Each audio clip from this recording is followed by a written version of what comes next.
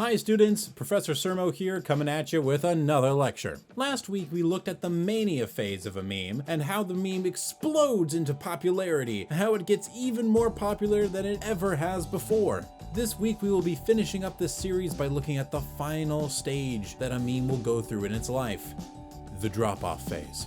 All good things must come to an end, and memes are no exception. The candle that burns twice as bright burns for only half as long, and the meme that goes on the news dies within a week. When a meme flies too close to the sun, its wings melt, and gravity pulls it down with a vengeance. The drop-off phase occurs when a meme hits its peak and begins to die. This is often evident when non-internet-based entities start to try to get behind the meme. Generally speaking, people that watch the news have little to no internet exposure and are completely out of the loop when it comes to internet culture. This is a sacred boundary for many internet users that should never be crossed. When a news watcher makes a joke about Fortnite, it's time to move on. Now, people on the internet don't necessarily hate news watchers, they just don't want to be associated or seen with them because of the embarrassment they bring to the community. While it's true that they could be alright people and have a great personality, I don't trust someone that doesn't know how to Google something. Like, if the only way you know how to look something up is your Encyclopedia Britannica, get the f away from me. You gotta realize that all the information they know about the world is coming from what they see on the TV. That means that they're gonna be living in a completely different world than you are. They believe that stories on the news are fact-checked harder than FBI investigations. Bruh. News companies will say literally anything to get you to watch. There is no integrity because there's no consequences for making shit up.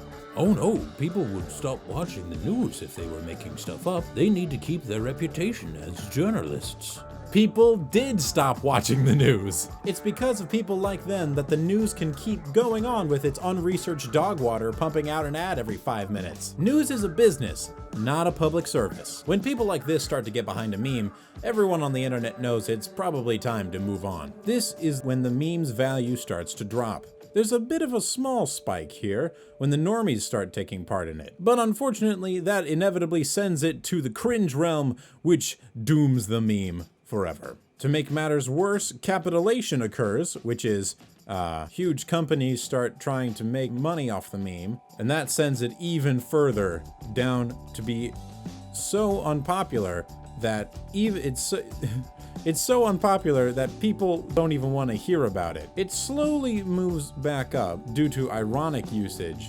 Now, cringe is a very important concept of the internet, as it's a reaction from a user to a meme. Cringe is defined as the feeling of physical discomfort without something physical happening to your body.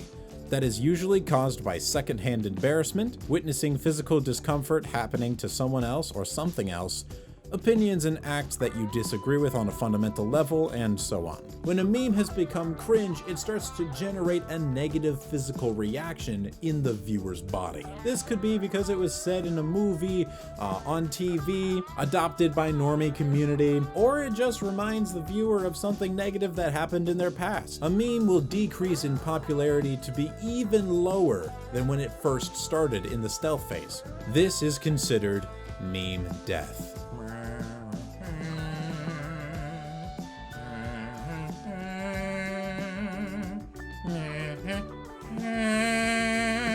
The only reason anyone would use it on the internet was to be ironic. Ironic use is the only reason memes can slowly start to work their way back up in very niche communities. But wait, there's more. You see, there are actually 3 more potential phases that a meme can go through. Let's go over them right now. Number 1 is the dead phase. This is when people are so tired of hearing about the meme or thinking about the meme that it causes a vitriol reaction, a visible physical reaction in the viewer, and they would rather forget about it. After that, sometimes a meme doesn't instantly die, but it instead imitates a dormant volcano, slowly brewing in very, very low places in the internet. A meme can stay in this phase for several months to several years, or it can stay in this phase forever. But some, for whatever reason, will be revived and given new life in the eruption phase, going back and repeating the entire cycle again, evolving and adapting in new ways never seen before. We have looked at a lot of memes in this series, But to finish this series off, we will be looking at the life of the most famous internet meme of all time.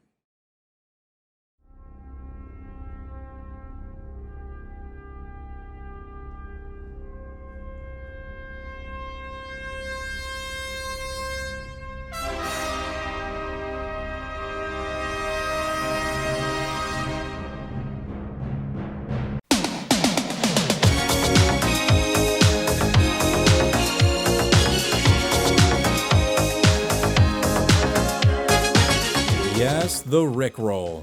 Rick Astley's dance pop single Never Gonna Give You Up was originally released as part of his 1987 solo debut album Whenever You Need Somebody. Upon its initial release, the single became a #1 hit on several international charts, including the Billboard Hot 100 and UK Singles Chart. The alleged first time the Rickroll was used when YouTuber Eric Hellwig claims to have prank called Michigan radio station after a sports game and played Never Gonna Give You Up over the phone on August 31st, 2006. The bait and switch phenomenon had its beginning on 4chan as a spin-off of an earlier practical joke known as duck rolling. According to 4chan founder Moot, the Rickroll phenomenon began on /V video games circa May 2007, when someone posted a link to Rick Astley's music video disguised as a sneak preview for the newly released video game Grand Theft Auto 4. Due to the high build-up of anticipation for the game at that time,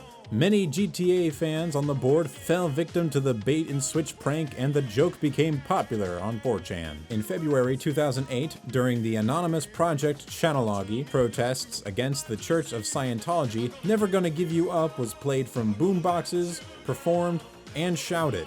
The UK daily The Guardian called it a live Rickrolling of the Church of Scientology. That's epic. On April 1st, 2008, every featured video on YouTube's front page redirected to the Rickroll music video.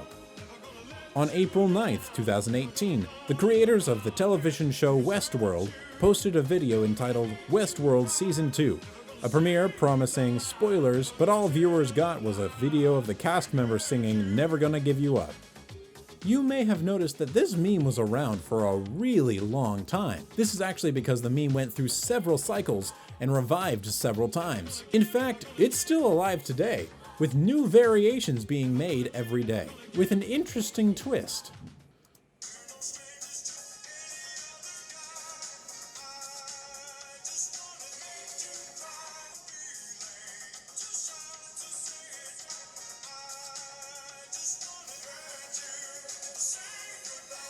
Okay, thank you.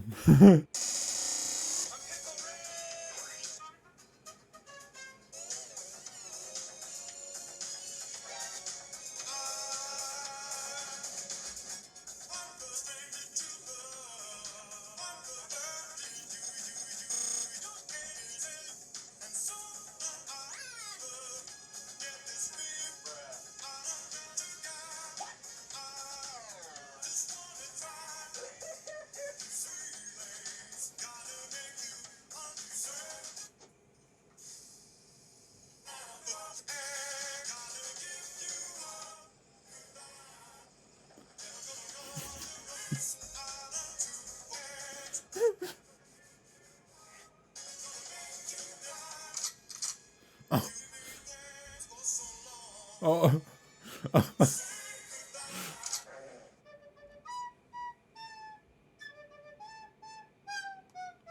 right, one more.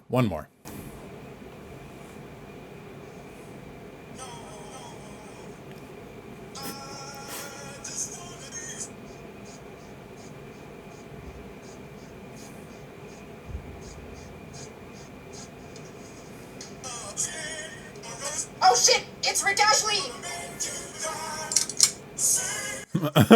Please spare me, Rick Ashley! I wasted all my money on OnlyFans!